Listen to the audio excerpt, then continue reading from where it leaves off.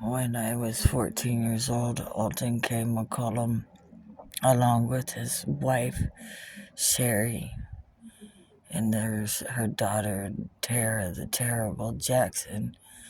Um, and she wasn't there, but it was for me to live with Billy and Wesley Barton, with Tessa Williams, who was my so-called friend that I met. And, I didn't meet Billy. Oh no, that was in Portland, Texas, when I met them. We lived in one of the new constructions, and it had scorpions real bad. And then they found out that they built all these houses, this new construction on top of a scorpion, like, nest. It was huge. But anyway, Alton K. McCollum showed up at Billy and Wesley Barton's house, and they had paperwork, court documents, and they forced me to sign it so I could go stay living with Billy and Wesley Barton. And they had an attorney with them, and I kept saying, "Why are you making me sign court documents outside of court?" It's just so I don't have to pay child support to court. And then, all this shit throughout the years. After we went from Portland, we moved to Temple, and that's when I met Thomas Edward Denor, and I met Connie. I don't remember Connie's last name now. And then something happened with Billy and Wesley Barton. They were both nurses like my mom, and that's how they met my mom. They already knew my mom, Dolly Linda. She was just Linda Joyce Bean McCollum at the time. But we went from Temple then to Rockdale, and I worked at the school cafeteria, and I absolutely adored the cafeteria lady. She taught me a lot, and how to clean the kitchen, and why, and how needing to keep the food at certain temperatures or what have you, and for your health codes. And then I worked so I could buy my own cigarettes, because back then you could smoke, and we smoked at Temple right outside of the school, and we're all sitting around smoking cigarettes. We're Gen X, what up? Anyway, then all of a sudden, Billy and Wesley, and Thomas Denor's dad brought him from Temple all the way over to bring me a Valentine's card that was as tall as I was, and his dad insisted. And Tommy had wrote down in there about the first time we had been together, and I was young and dumb. Everybody's been there and done that, and you can't say you haven't, because then you're a liar. Then maybe a few of us waited till marriage, but whatever. And then Billy read it, and then the next morning, I'm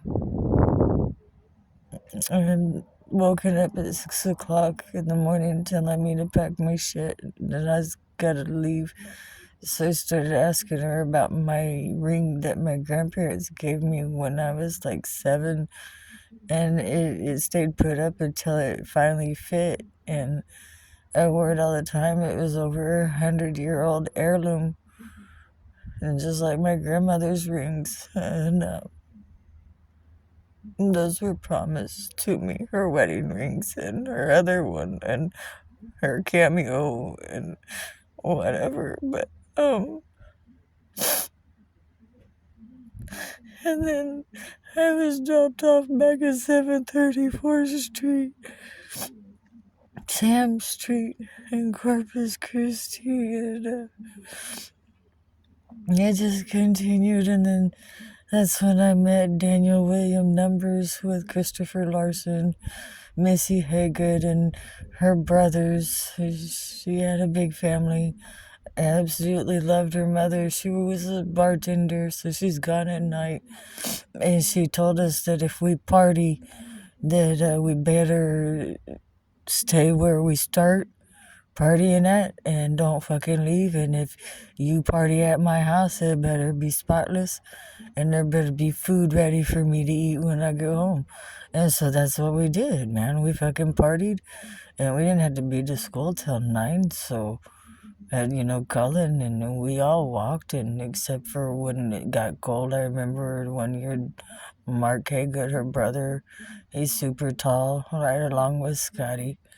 You can ask Scotty Haygood. I knocked that some bitch on the ground, man, because he wouldn't leave me alone. He kept on, like, be his girlfriend. And I'm like, no. And then I got with Danny, and I thought he was cute. He had a fucking Mustang, white Mustang with the red stripes, man. It's cool as shit. But then he started getting really weird and really possessive, and I just didn't want to be with him. I was like, man, dude, you're just a little too much. And I'm really young. I don't want to be like tied down to some freak, dude. And he wouldn't leave. And my mom, Linda, she was hardly ever home. She claimed it was always because she's working or at Les's house because she was sick. And Les Belzer Jr., his dad owned Curtis Mathis and Les Belzer's. Yeah, it was two different stores, but he basically was in competition for himself, and they had two poodles, Peppy and Pierre, and they got blinded in the swimming pool at their house. They had a beautiful house in Corpus, but I don't remember exactly where. It's in the richer upper seaside. But whatever. And Dolly Linda shows up and catches Daniel in his little tidy whities in my bed. I had a water bed. I loved that water bed. And had a canopy. And I freaking used to do the stars and shit underneath the canopy. And I painted my room in like a rainbow of pastels. I freaking built dollhouses out of cardboard, and I just did my thing, man. But then she catches him there, and I'm like, I go to her room with her, and I'm telling her, please make him leave. He won't leave, and I've been begging him to leave, and he just won't leave me alone. He's 21 and I'm 15, man. Why don't you make him leave? And then she calls him in her room, and then they're in there for hours, and you can hear and they're having sexual relations. And I was just so disgusted. Like, what the fuck, man? I can't stand this fucking woman, and I can't stand that dude. And then he comes out, and she's right behind him, and she's all disheveled, of course, and he's all looking at like he's the big bad dick. I fucking have a third leg to walk or some shit, and fuck you, whatever. And then Daniel makes me get on the phone and call Thomas Edward Denore and tell Tommy that I can't be with him, and I couldn't explain why. And then years later, I told him, but he had so much hate, but he'd act like he loved me, and I guess you could say I'm gullible, but I'm not, because I never had any bad intentions for anybody, but they did me all the time, and it's like every time I turned around, and then I went to go to Missy Haygood, and it was like she all of a sudden hated me because now she has Brian Larson's baby, little Christopher. And she named him Christopher after Christopher London, that ended up supposedly hanging himself after his psycho ex-wife shows up for them to have a talk, but she's bringing her boyfriend, and he was a big, like, dude. Like, he said he was, like, freaking 6 foot something, and Christopher London was a little guy. And they're claiming he wanted to kill himself and shit, and that he killed himself. And I'm like, I talk to that motherfucker every day. And I didn't have a phone. I had to go to my manager at the duplex over there off of Leopard, uh, close to where the trailer park that I originally lived with my grandparents. And then my mom got a trailer there, and next door was one of my best friends, Jackie Williams. I loved their family so much, and I remember when I was 8 and it was my birthday, and there's no birthday party. My grandma, of course, made the cake and made my favorite food. But Jackie, her and I were playing out in the driveway next to Grandma's garden of flowers, and Jackie just looked at me. She said, "I wish everybody'd be like you." And I'm like, "What are you talking about?" And she said, "'Cause she's white, or I'm white, and she's black." My bad. Because sirens in the background. It's a little disturbing. But anyway, I was like confused. What do you mean? And she's like, not everybody is like you. You don't treat me like I am different than you. And I'm like, well, why would I? You're 8 years old like I am, but you're just a little older. And she's like, well, because people don't like my skin color. And I'm like, but you didn't get to choose your skin color, and neither did I. And then when she gave me the biggest hug, and I just cried. I cried as an 8-year-old because of this heaviness of ugly of people treating other people. And so why do you do these things? And then when I lived in that duplex, it got awful, and that was right around the corner from the school. When I busted my head on the concrete drainage ditch culvert, they had it in the playground, which was cool because we liked to, run in it and climb on it and stuff. But the one little kid pushed me, and my coach at the time, him and I, for some reason, always butted heads. But that day when that happened, he grabbed me up and he took his shirt off and he put it on my head, and he ran with me back to the school nurse. And they just taped it, and my mom and my Aunt Cecilia and my Aunt Marion at the fishing pier. Oh no, that wasn't at the fishing pier. The fishing pier was the first one when Scott and Paul was putting seaweed out on a concrete block Grandpa was gonna build a building on next to the fishing pier.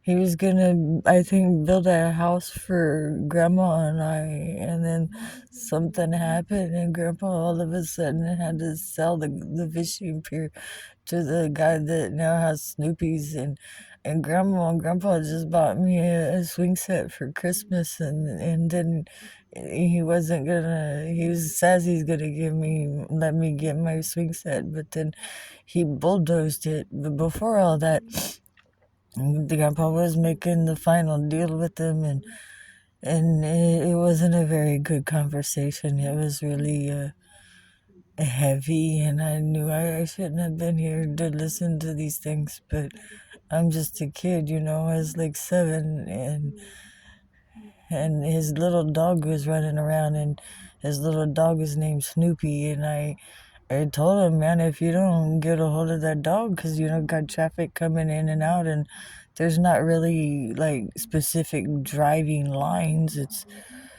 like a beached island. It's just sand, and you pull up to the fishing pier. And apparently a few days later, his dog got ran over, and he called my grandpa. And I was in there, my grandpa's room, watching the news with him. and grandma, and he's screaming at my grandpa that it was my fault his dog got ran over, and my grandpa went fucking ballistic. He was like, who the fuck are you to blame a fucking child for your dog getting ran over? She was just pointing out the obvious. She's a truth teller. You could look her in the eye. Like when I tell my grandma I wasn't feeling good, she'd be like, look at me. And I'm like, grandma, I don't feel good. Oh, honey, you really don't feel good. Let's get you back in bed, And because, the other kids would like do that, I don't feel good not to go to school. And I liked going to school. And then there was a time capsule at that school. I don't remember the name of it now. But it's just been so much. And then, oh God, from that townhouse that Daniel and I lived in off of Leopard Street by the same trailer park I grew up in for a minute, and that's where I got to witness my dog when I was little get ran over by an 18-wheeler, and I was like, but he's okay because he's with heaven now.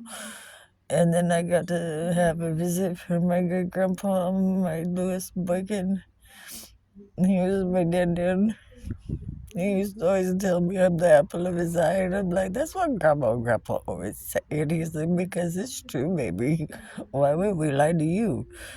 And they always claimed that they would let me win, and then one night, great grandpapa, he says, damn good and well she beat our ass. And it was funny. And it's like, I let y'all win sometimes, but not all the time, because I love playing dominoes. And then Daniel and I, from that duplex, it's still there. Because it was over there by the Hilton. Mom stayed in that Hilton with one of the hurricanes. I don't remember which. It destroyed her trailer. Not my grandma and grandpa's though, and not the Williams. We were in between Jackie and her family, and then her grandma was on the other side, and I adored her. She was such a sweetheart. But Danielle and I went from there to, I believe, the duplex over there off of Everhart and Carroll Lane. I could take you to it. I just don't remember the address or the street name. But it was a little duplex where they had the big gas leak, and they kept, ma'am, you keep calling us out. And I'm like, because there's a gas leak. And then it ended up being a main gas leak. And they telling everybody to close your doors and windows and put shit in front of the door to keep it, the draft from coming in. It's that bad. But then we went from there, I believe, back to my mother's house, that's when she was living on Evergreen Street. No, we went and moved with his parents first. And that's when I helped take care of his mom. She had cancer real bad. She had breast cancer, and then it, I guess, metastasized and went into her ovaries, and so they did full hysterectomy, and they did her wrong, man. The military hospital did her wrong, sending her home and into this nasty, hoarded house. And can't really say who's to blame on all that, but I tried to clean it, and it was like I was being treated like I was trying to change their life, and I'm like, just trying to help you clean, because you got this big, massive, opened wound. I mean, it's guts and shit, And I always sucked it up and helped her clean her dressings and shit, and she got sick one night, and I heard all this noise, and her son and her daughter Suzanne, and she's just an asshole. She's so hateful, wanting to go out and party and hook up with whatever, and And then she ended up meeting her husband, and I guess they're still together, had kids, yada yada. But this one night, I called her Mama Jane. Jane Numbers. She's actually buried right across from Selena. There's what are the odds, right? And she was my best friend, but it's okay, right? And they just killed her, and it's no big deal. But Mama Jane, she was crying, and I heard all this commotion in the back bathroom in the master bedroom that Suzanne was given. Jane slept in a small room, and then Daniel and I had the other small room. And then, of course, Bill William Numbers, he he had his room padlocked because he had all kinds of pornographies, and it was sickening. And I would always talk to him. I liked the man, but he just had a sickness that he couldn't comprehend how wrong it was, because, men will be men. And I'm like, yeah, but you're in your wife's face telling her, fuck you, blue eyes. And she had the most gorgeous blue eyes. But when I went back in the back bedroom area, she had the door closed. And she's just crying and crying. And I'm like, what's wrong, honey? What's going on? And she's like, nothing, just go. And I'm like, no, I'm not gonna go. I'm gonna open the door right now, okay? And then I do. And that poor baby was covered in shit. And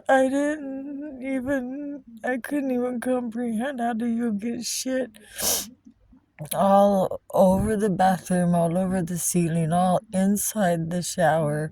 There was a stand-up shower, and I had just cleaned it not too long ago because it was packed up, and got it operational again. And then the whole bathroom I had cleaned, it was spotless. And then when I went in there, I'm like, honey, did you poop it out? I'm like, how did you get it? Like, I mean, just the poor thing, she's covered in head to toe, like she'd been dumped in mud, and it was feces. And she's like, I don't know, I got sick. And I'm like, it's okay.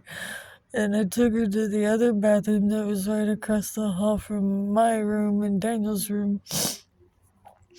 And I got her cleaned up, and then I started trying to clean the bathroom, and it took me days because it was everywhere.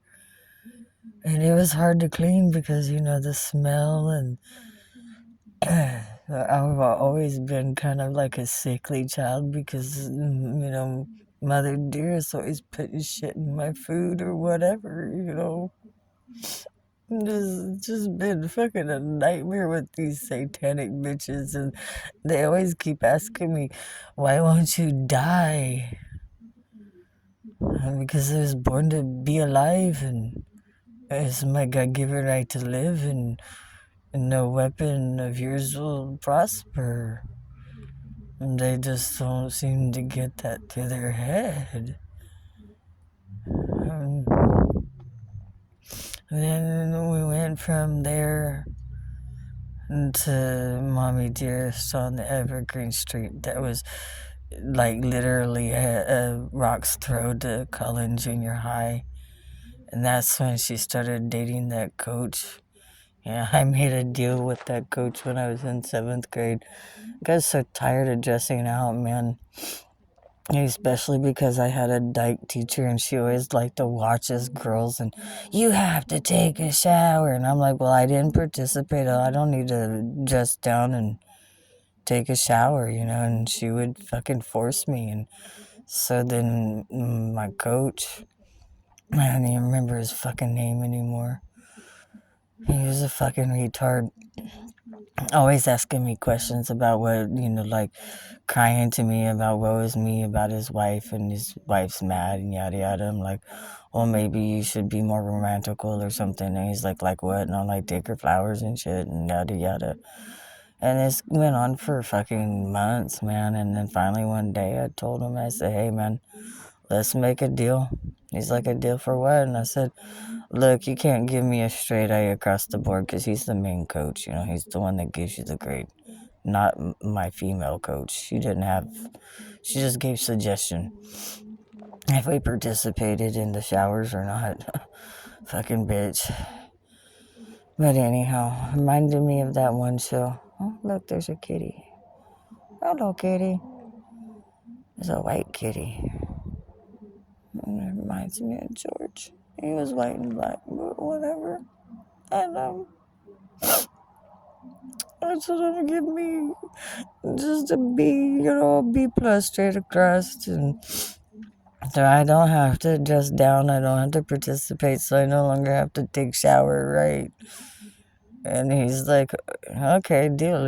I give him advice and he give me B. And then everybody's like, why does she don't get to participate in the flag stupid football, man? Like, I like sports, but the flag football is just, that's stupid. Putting these fucking red flags around your waist and you run around like a fucking idiot. I got the ball. No organization whatsoever. Just a bunch of dorks. And I guess they had fun, but I didn't like that game. I don't know. And then they're bitching, why do I get to do this? So I da. And he's like, don't worry about it. It's a deal between her and I, and it has nothing to do with you. And I'm like, yeah, what he said.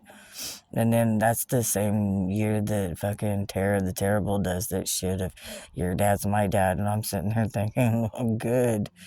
Because he's so ugly and has nothing to do with me and drives you to the same damn school and doesn't even bother to pick me up. I mean, shit, I could have just walked to his house and then rode in the same school, but no, I gotta walk. So, fuck off, whatever, don't give a shit. But I forgot to tell you, the last time I did a video about Tara the Terrible, when she said that to me and I kept telling her to back away and leave me alone, and the teacher kept on pushing me up towards her, and her friend said some shit, and I gave you 3 chances to shut the fuck up and leave me alone, so I decked her. Well, then I can get sent to the principal's office because I decked her. But it didn't have anything to do with, she's being a fucking bully and is saying some really nasty fucking hurtful things. And then that's when Alton K shows up, which he's really not my dad, but whatever. And he's sitting there, bitching at me of hurting his prideful little Tara the Terrible, which is not even his kid. I mean, maybe it was. I don't know. I wasn't there. But principal, he got that stern look across his face. Because I'm just sitting there like, what the fuck? And I told the principal, look, man, the teacher kept on pushing me. And to be in line for lunch, I had to get lunch. And I'm like, man, I can pass on lunch. I'll fast today, shit. And yeah, I knew about fasting back then, FYI. But whatever, because it says it in the Bible. You want healing, you go fasting and you talk to your God and he heals you. Because you two agree on one thing. But either way, and not always happens. Sometimes you have to go through the sickness to learn a lesson or let your body get strong from whatever you've got. But I was shocked. It was like a rare moment in time for me that this man, this principal of mine, Cullen, he stood up and got in that Alton K. McCullum's face and told him he should be fucking ashamed of himself, and that if he didn't turn around and pick up that little Tara and him out the door of his office, he was gonna fucking deck him like I decked Tara. And so then there was more rivalry because of that, and it was just like fucking one thing after another. It's been a nightmare. And that was the same school I had my English teacher. And he was a former Cowboys and quarterback, I think. I can't remember. He's a big dude, and I don't remember his name. I used to always want to say that it was Whitman, but I can't remember, dude. There's been so many names and so many faces and so many places that it's just hard. Because I fucking had to move 15 times by the time I was 15, from 12 years old to 15, and that Dolly Linda is saying that I was an alcoholic, I was a drug addict, I was a prostitute. And I'm like, I'm none of these things, man. I'm making straight A's. And even they're doing that fucking GATE program, and they're like, man, she's highly advanced. We want to put her, she's 12th grade level, but we want to put her in 11th grade. No, Linda can't handle that. She don't want to sign the papers. She doesn't want to ruin her childhood, as she claimed. Whatever. That's all you want to do is ruin everything about my life for some weird, twisted reason. And I don't know, I guess they get off on it or some weird shit, man. It's demonic either way you go. But, I guess it really doesn't matter. Because I've been begging all my life. And that's when they send me to Florida. First I'm the word of the state of Texas, and then I'm sent to Florida to the teenage stress, or Pensacola stress for teenage. I don't know. It's supposed to be fucking someplace for kids that want to unalive themselves, or they have alcohol or drug issues. Which I had one doctor there that made him in his report, and he showed me on the download, this is going to be forever in your file. And it stated that this child never belonged in this facility. Why? Because I didn't want to kill myself. I wasn't a drug addict. I wasn't an alcoholic. I wasn't a prostitute. But they claimed I was. But when I was there, I remember one day, behind these stupid barred walls, that asking God for a unicorn cloud, and everybody kept telling me, you'll never see one. And I'm like, yes, I will. God will do it. You watch. And then I'll never forget, man, it was a full, like, Pegasus unicorn. And I used to collect the Pegasuses and the unicorns. They were my favorite. Maybe because they're unique like me. Nobody believes in them, but they were real. And so am I. And I have every God-given right to live my life without the tyranny, but instead is so fucking corrupted throughout the entire United States, and it don't even matter. I could leave the United States and it'd be corrupted there too, because it's infiltrated the entire world. Why? Because it's the devil's system, and people want to play in the devil's playground. And then I don't. And then they get all, oh, she's conceited. Oh, she's that. She's mental. She's this. Oh, I'm afraid she's going to hurt my dog, when I've never hurt a dog. But she's hurt mine. Skipper and Lily, I come back from work when we lived in Wisconsin. I was working at Goodwill. And it was hard work, man. And always kept me stuck at the cashier. I applied for the team lead, and that would have been $40,000 a year, and it might be chump change to some, but it was better than, what was it, $7.15 an hour, $7.35 an hour. And I'm in a debtor state, and Larry fucking put me in a lot of debt. He racked up all kinds of credit cards. At least Daniel didn't do that. I left him with a 800 credit score, man. Fuck y'all. I had Geico before anybody got to have Geico, because it's military, government. Oh, fuck y'all. So, I couldn't stand it there anymore, so I sold everything that I had. There's a lot of other shit that happened at Goodwill, but it doesn't matter. Went back to Oklahoma. Got a job with Yes Communities. It took me a minute, but I finally landed it, and it was kind of weird because the creepy manager at the Choctaw Yes Communities, I can't think of it. It starts with a T. Oh, my tummy hurts. Oh, God, it hurts so bad.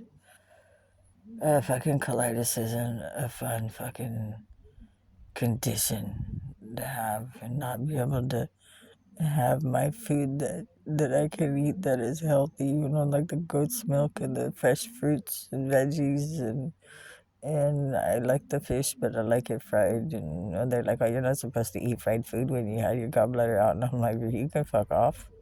Never had a problem. And if it gives me the poop, then good, because I need to poop. It's hard to poop when you don't get to eat right with the colitis, and then it flares up, and it's one nightmare after another. Yeah, and people like to laugh at your pain. That just reminded me of that. Some really sick barbarian people out there. And I just want people to be happy. I want the children to be happy and be able to go outside and play without fear of someone stealing them. And if the kid runs next door, the parent knows that you're gonna take care of them. And wait until mama or daddy shows up. When I spend a little time with the little guy, he comes to visit every day. Why is that so wrong? And then it really disturbs me that all these people in this park that Dolly and Linda and I are at, this little 21-foot fuck you trailer. And that guy, his name is Todd, when we lived there in Rosenberg, Lazy K RV Park. Todd was a good dude. He's a really good dude, military. Yeah.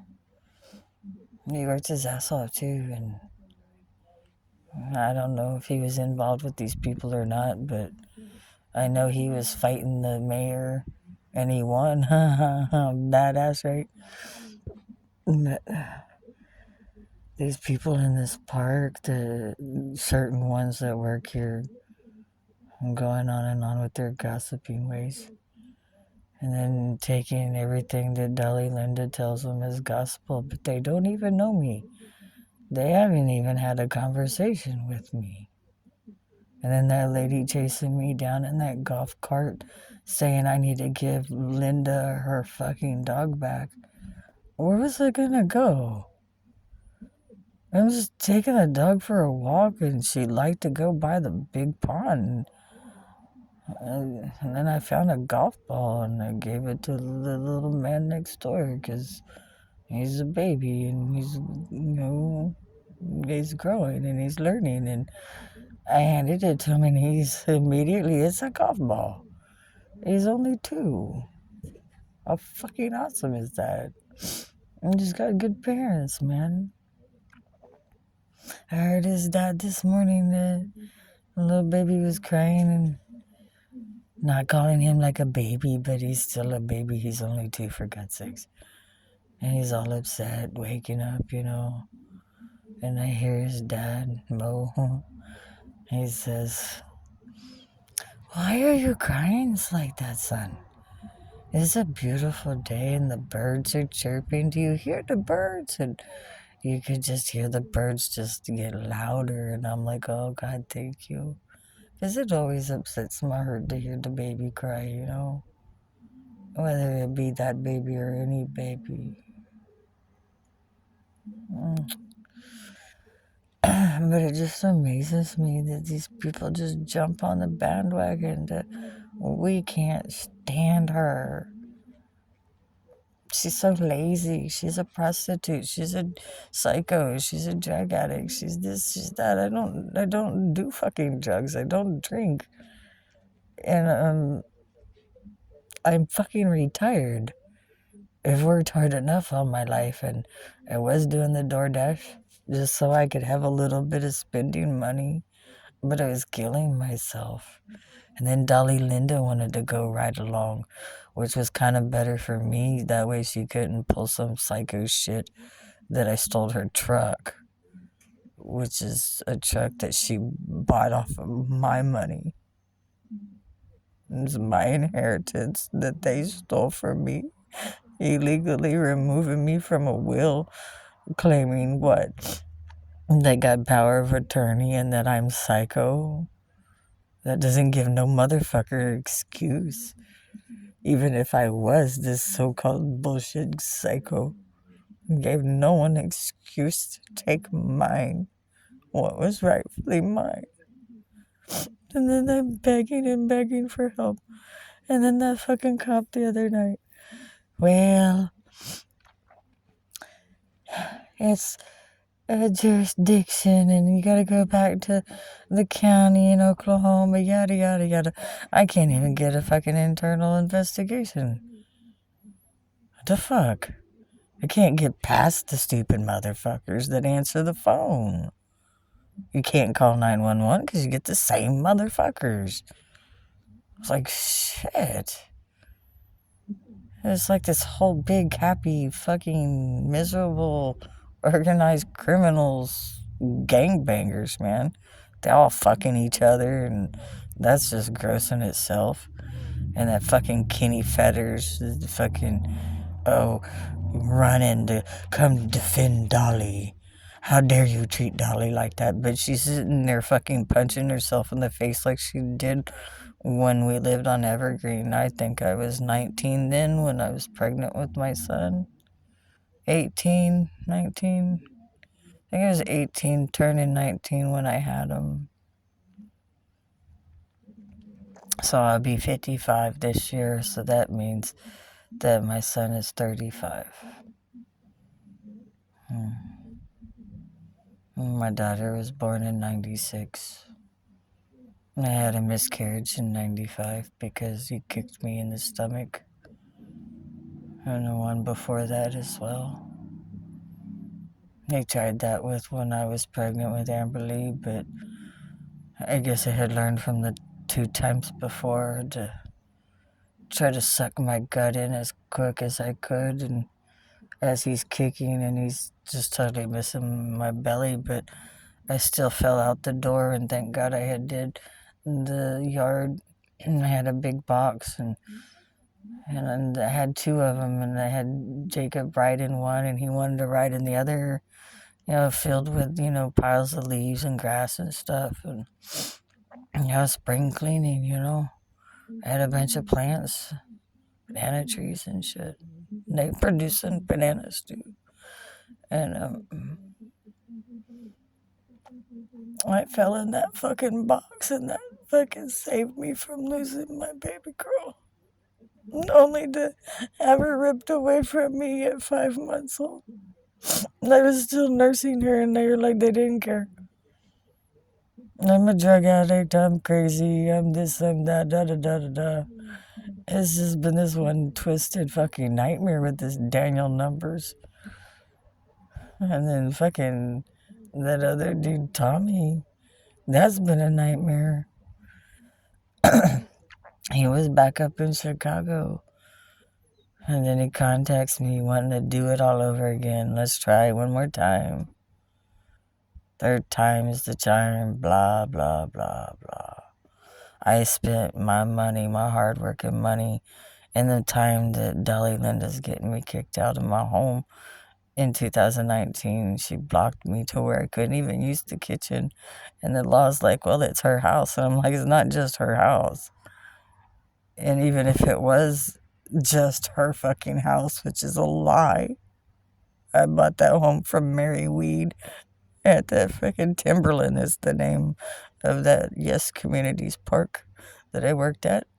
Long story about how I met that woman for what her kids did to her, putting her in a nursing home, and I go and search for her because nobody else was. They were like, "Oh, she's dead," and I find her. Her older daughter didn't even know. And I found her.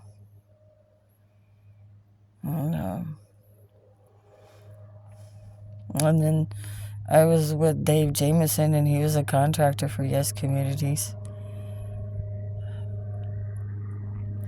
And it's like that Brandy and that dude that she married. I can't remember his name right now.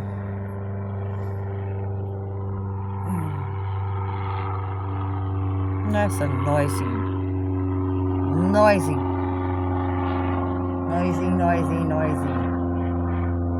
But it's still a hoorah. I miss my Uncle Carlton, my great Uncle Carlton, married to my Aunt Faye. Great Aunt Faye. I take a lot after her. Dorky. I'm goofy. But whatever. And I move him down, and that's when Jennifer. She had a weird last name. I can't think of it right now. It was on my Facebook and shit, my old phone. Speaking of old phone. Yep. But he was just so hateful. I ended up having to leave behind my Blue Ribbon freezer that I had bought from Patty and David Hill. And they were mad at me because I made them give me back the money when I paid for it. Because then when I got it, it didn't work. And so then I had to go research about it, and I found out that it was, the cord on it was burnt out. Like, it was, a 1950s fucking Blue Ribbon freezers. Some bitches are, like, you can shoot them with a shotgun and they'll keep running. They're fucking badass, man. You gotta take care of them, though, But they'll last forever because back in the day, they used to make things with pride of America, like my great grandpa taught. They don't do that anymore. There's no pride except fuck you, fucking gay pride bullshit, using the rainbow. A promise of God, but your rainbow stinks. It's got ugly colors. And I don't care if you don't like it. I don't like you. So we're even. Just like with that body dysmorphia, you want me to accept your mental illness, and then you say that God is wrong for your gender. Fuck you, you're fucking wrong. Look in the mirror, you stupid cock. Or cockless. Fuck. And oh my God, I get age restriction. Why? Because I say fuck you. It's Tourette's, man. You just want to constantly hinder and cause me to suffer, and you think it's funny when I cry, and I'm like, I'm not talking to you. I'm giving my testimony of what you've done, you evil, corrupted bullshit artists. And that Casey L. King, that motherfucker thinks his shit don't stink. It's always such a performance, man. It reminds me of the fucking, oh God, what is that play? It's kind of like Dr. Jekyll, Mr. Hyde, Frankenstein. I digress, I don't care. And they've stolen my everything. And the main thing was the sentimentals, But you can get over that too. But it was my cat, George. That really ripped my heart out. He was the best cat ever. He would take a bath with me. I didn't make him. He just jumped in like, Mom. I'm stinky and I need a bath. He liked to be cleaned and he liked the foo-foo. He was my foo-foo cat, but not foo-foo, because he was big tomcat. Love that cat, man. He's taught him all kinds of shit. He was so fucking smart. My little miniature love doves that I just bought. My air compressor. That shit can be replaced, but not my cat, George. And fuck you, I don't want him cloned. That's not the same spirit. That's so wrong of you. And she poisoned my dog Honey. She was a little Chihuahua Terrier. Mars, my honey bunny. And she would get all vicious with me because if I moved in bed nighttime, she'd get all vicious and like bitch, and she'd never bite. I'd be like, oh, hush up, honey bunny. And then she'd get all curled back up and settled back down. I will not move again for another couple of hours, I swear. I'm just tired of my heart hurting. I'm tired of people constantly wanting to deliberately cause harm and strife and restricting my forward movement because they stole my everything. And then people you hear on the YouTube, oh, you need to go take yourself out to eat. I wouldn't have a problem with that. Problem is they stole all my money out of my Tinker Federal Credit Union account. And then that's how Dolly Linda got hers. Man, it's all documented. It's paper trails fucking everywhere, which I learned a long time ago, back when I was 14, from the good old boys, the good cops, the one that taught me fucking throwing his fucking keys to his Z28. That was badass, I've got to say. At 14 years old, he throws me keys and says, go do donuts in the parking lot. And I'm like, what? Yeah, go do donuts in the parking lot. No. Really? Yeah, go do donuts in the parking lot. And my friend Patty's like, nuh-uh. Oh, God, and she had the most beautiful red hair. I digress. But, so I'm like, are you sure? And he's like, how the fuck else are you ever gonna learn how to drive if you just don't do it? And you already have experience driving behind the wheel, sitting on your grandpa's lap and driving tractors and shit. And I'm like, well, yeah, that's true. Okay. Man, I got in that fucking car. And I did me some bad bone fucking figure 8 donuts, man. Yeah.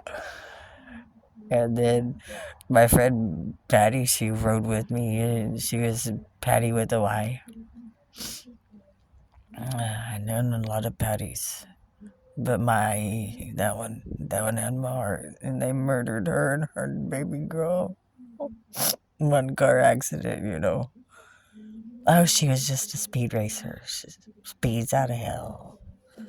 No, especially not at that church. After that church is a stop sign, and we knew that road very fucking well, and she would not have been speeding unless somebody was chasing her. So fuck you. I know my Patty, and I know better, especially when that corrupted cop showed up at the fucking Charlie Marshall's funeral home. So yeah, I say fuck you.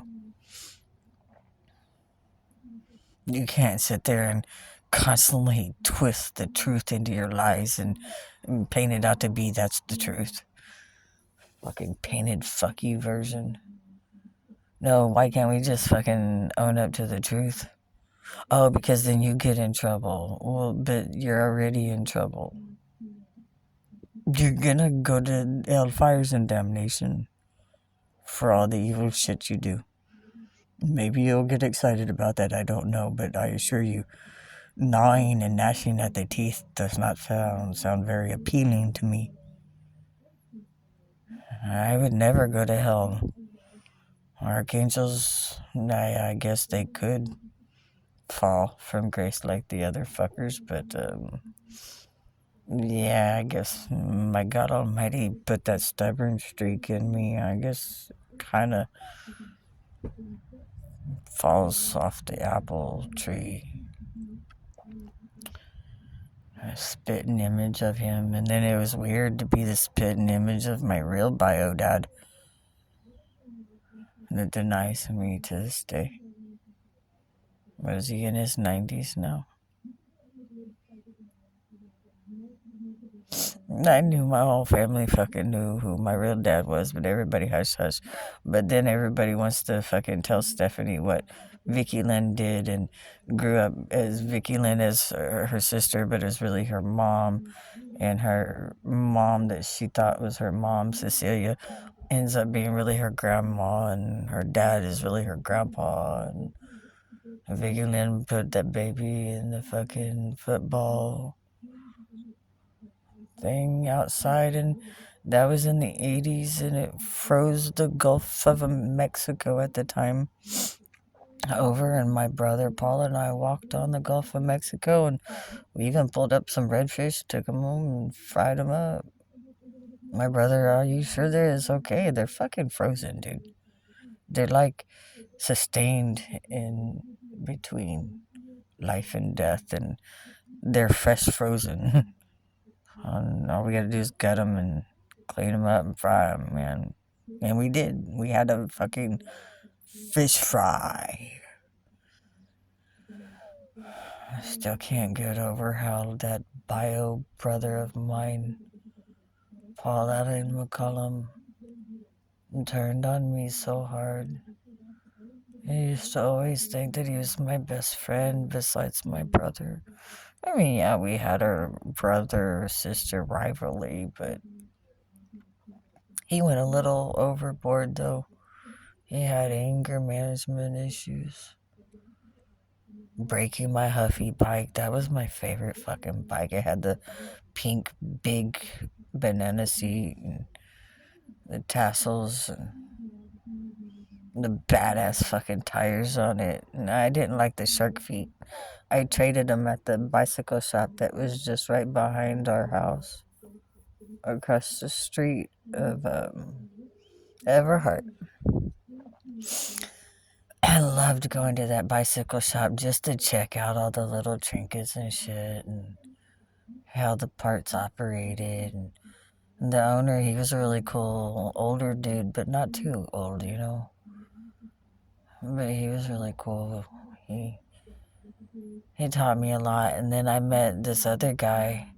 His name was Guy. He ended up doing the frosted glass art.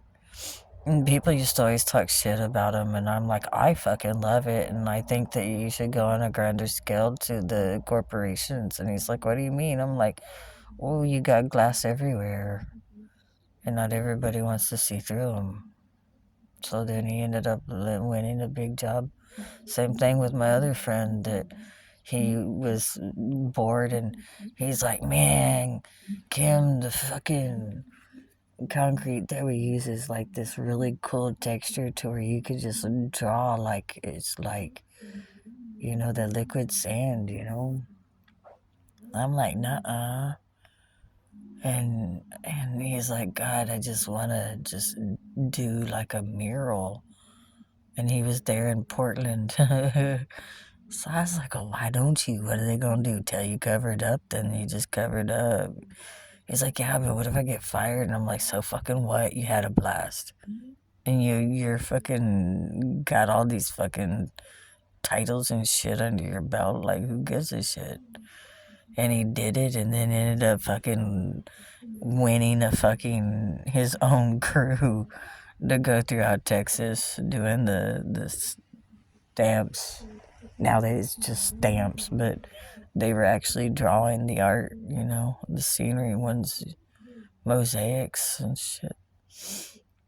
Whatever. Been places that I should have never been, but maybe I was, because I do hold authority of God Almighty, and I've learned a lot through my years. But people want to act like I'm stupid. Why? Because I'm kind-hearted. And I wish people well. Like, oh my God, how could you wish somebody nice things? Because that's the proper thing to do. It's the principle of the matter. Like the time when I worked at Dollar Tree in Wisconsin and they fucking illegally having me removing their products from one store to the other in my own vehicle and then not want to compensate, even though they promised we were going to be compensated. And then you have me have your employees in my vehicle without proper insurance and shit. Like, what the fuck? This is illegal across the board. But anyhow, they were having the cashiers cash out or clock out when they go to do the bank run. And I'm like, whoa, hold up. If there was a robbery, then the insurance wouldn't cover their ass, and that's bullshit. That's illegal as fuck. That's a major violation. That's a federal violation. Especially when you're talking about bank transfers and shit. And remember the manager I had? I don't remember her fucking name. She was a little cunt. Fucking Wisconsin. Ugh. Fuck. But that bitch, she's like telling me to shut the fuck up. I don't know what I'm talking about. And I'm like, actually, I do. I know a lot more in federal law than you even have an idea to. But whatever. And so then I was like, well, this is when computers and shit were, the main thing. I was going to school online for my bachelor's at the time. Business administration, concentration, healthcare management. I wonder why. And I just wanted to know the ins and outs of that shit too. And then they give those jobs to the RN, like the RN needs more fucking administrative fucking work. They need to focus on taking care of patients, but no. You don't want to heal people, you want to kill people. Yeah, and I said that, and I'll say it to your face too. But I found that there was a major lawsuit, and I think it was North Carolina, South Carolina, somewhere around there. Big lawsuit against Dollar Tree for illegally having these cashiers clock out to take their bank run for them. So I called the attorney's office that was, representing the other women in the lawsuit and men, and let's not exclude them too, because there was male cashiers. And told him what was going on and what I had witnessed, and he's like, ma'am, you won't be getting anything out of this. Why are you calling me? And I'm like, sir, have you ever heard of the principle of the matter? As these people are illegally doing something, and I've been eyewitness, so I bear eyewitness. So he said, will you write me out your testimony, and what do you call it, discovery?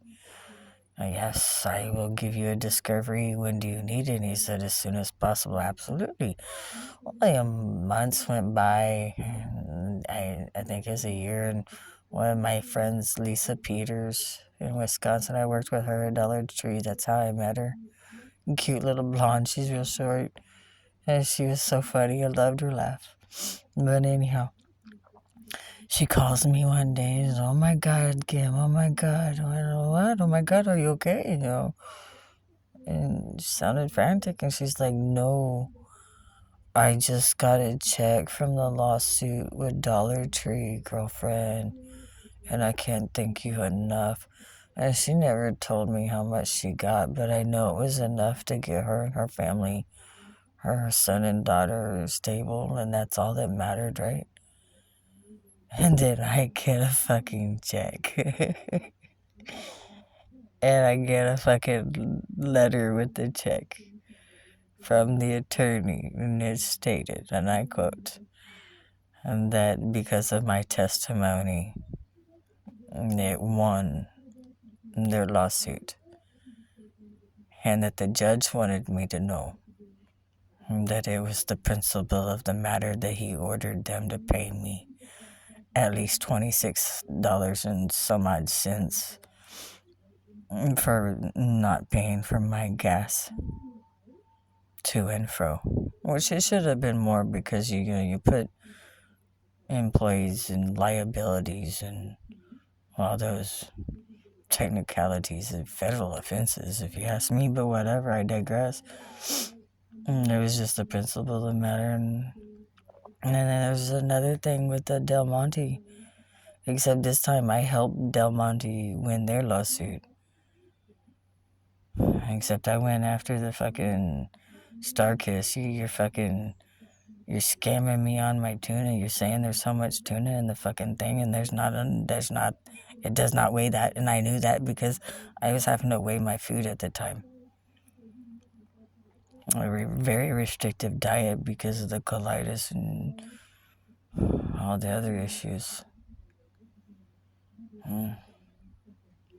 It's been a really hard life, but I took it in stride because we all have, the tribulations and turbulences, but all of the extra unnecessary added burdens and hardships and heartaches is what's been ungodly.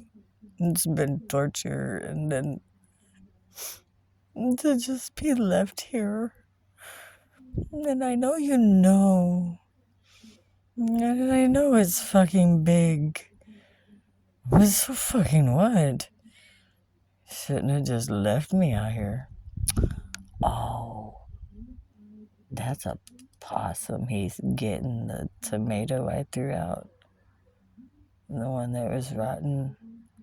And then the fruit and veggies are not right anymore. I wish I would have quit fucking with the genetics of the shit.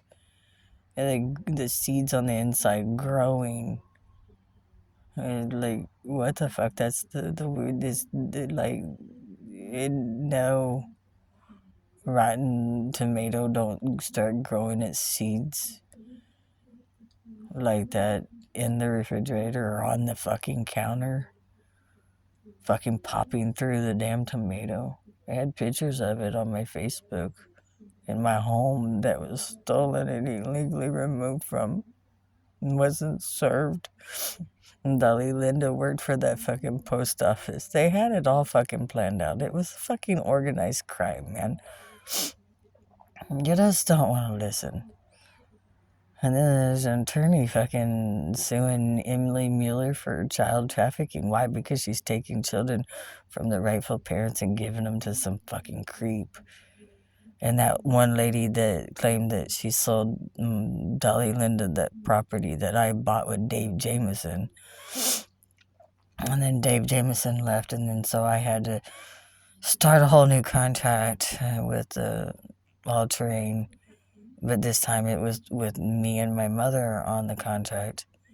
And yeah, she helped pay it off when she got her settlement from Figgy's, which was, I think, a scam. And I kept telling her, you don't need back surgery. She was walking just fine. And she's like, no, I hurt. And I'm like, you're going to hurt anyhow, whether you have back surgery or not. And then here's the deal. The reason why I had to have back surgery is my legs quit working. And I was driving at the time my fucking 86 T-Bird, man. I love that fucking car. And then Larry fucking destroyed it. I don't know why he hated my car. He hated Fords, all I heard. And I'm like, yeah, but that Ford is driving you back to forth to fucking work, Mr. fucking Cable Man. Yeah, Larry the Cable Man at the time, ain't that funny?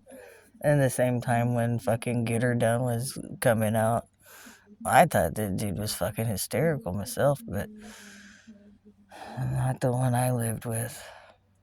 And I tried with Larry Dwayne Cooper, and I always had that deep-seated feeling that he was cheating on me, but I just blew it off. Like, nah, man, it's just a lie. I was just lying to myself is what it was. I guess because I just wanted to be in peace. And we lived in a $200,000 home when we moved to Oklahoma in 2008. But then the treatment, and then I had a visitation from my great great grandfather, Pa Boykin. Very stern, very stoic, 7-footer. You tell that man no, and yeah, okay. His hand is big enough to fit your damn head and turn your fucking whole damn body around. When he come and told me, pack your things and go. Like I was in massive danger, but then where I ended up going, I felt like was just as dangerous. But they know things that we don't know. God sees all, so protection. It's not rejection, it's protection. And I listen too. I went to my grandma, and that's when I was telling her about, first it was a dream, and then it was an audio voice. And then she's like, stern, why haven't you left? And I'm going through this photo album I'd never seen before. I've gone through all grandma's photo albums. Where did this one come from? And she just had this smile on her face. And I'm like, what are you on with, you little shit? You've been hiding this the whole time. Some things need to stay hidden until the proper time. And when I was telling her about the dream, and I flipped the page, and there he is. There's the man that was in my dream telling me Grandma would pack my things and go. And she went, holy shit. Grandma didn't hardly cuss, because Mama cussed like a sailor, more like a truck driver, and Grandpa was the sailor. But she's like, baby, if that man tells you to pack your things and go, you go right now, you hear me? And I was like, yes, ma'am, and that was around Christmas. I went to go visit my grandma. That was the last real good visit that we had, because they started keeping her on all this medication, and they said she had dementia and shit. And then after her death, supposedly the autopsy said she didn't have dementia. It was the medication they had her on. I kept asking her to quit taking it before it all happened, and then I was asking if I could stay there with my Aunt Marion and that way I could be with my grandma, and she's like, no. And she just wanted to keep me away from my grandma. But,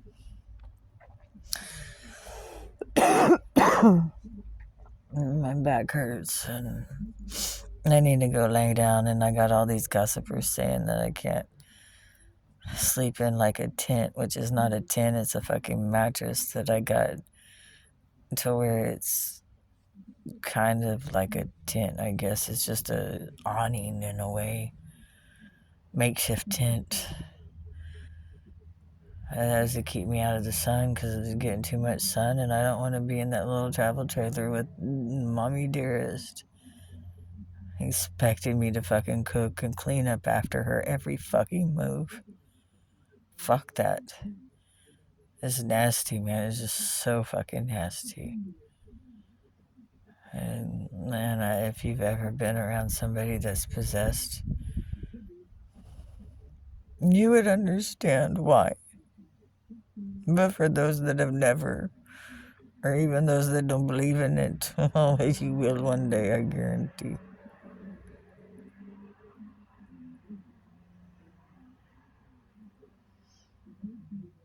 Interesting.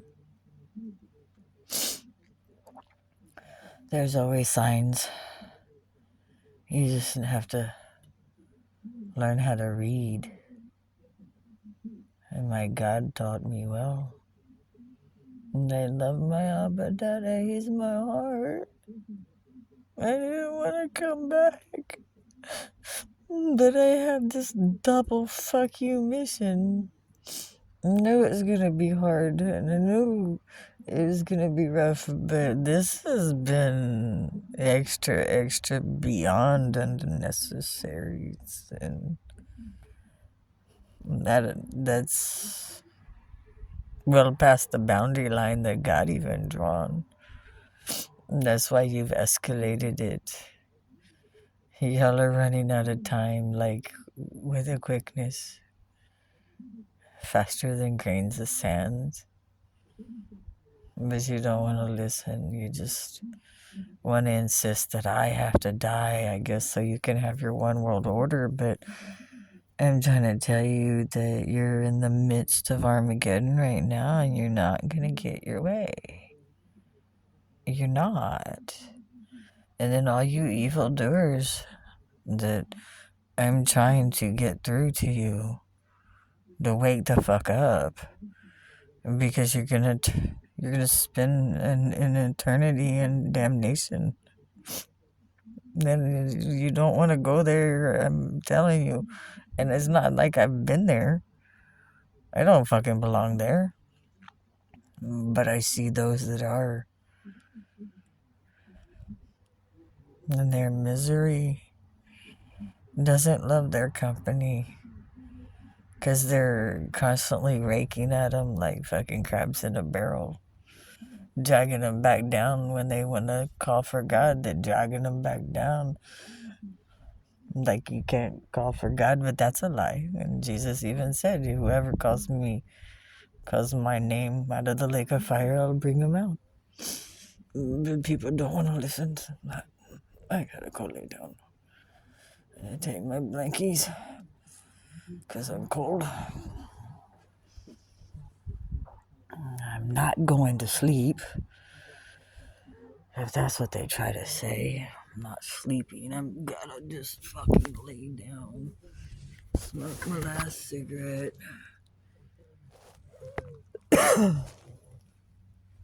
And there's been a lot more. It's just fucking tired of talking about it. And talking to walls.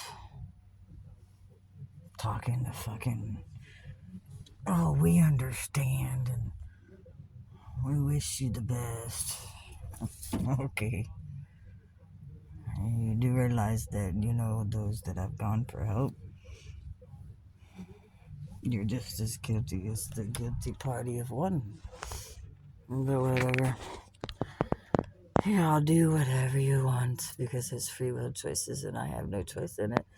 And I'm tired of trying to convince you to wake up and go back to the light. Whatever.